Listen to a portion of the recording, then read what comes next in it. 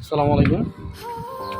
আহ, আসলে আমি ক্যাব করি না তেমন একটা, আজকে হঠাৎ করে মন চাইলো তো তাই ক্যাব করলাম। এখনটা হচ্ছে, দেখেন আপনারা তো সৌদি আরবের জন্য অনেক পাগল হয়ে যান। সৌদির ব্যাপারে আমাদের মানে আমরা মনে করি যে বিদেশ আসলেই মনে হয় অনেক টাকা, ঠিক আছে। 3 লাখ 4 লাখ 5 লাখ টাকা ঋণ করে শোধ করে এরপরে কিস্তি নিয়ে জমি বিক্রি করে আমরা বিদেশ চলে আসি।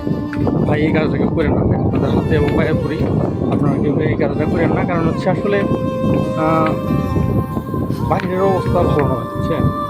আমরা এভাবে কাজ করতে করতে এরকম একটা অবস্থানে চলে গেছে এখন। আমরা যারা বাংলাদেশে থাকি আপনারা মনে করবেন যে হয়তো ওইখানে তো বাঙালি অনেক ভাই আছে, হেল্প পাবো, কিন্তু আসলে না ভাই। এখানে বাইরে আসার পরে বাঙালি আর বাঙালি থাকে না, বুঝছেন।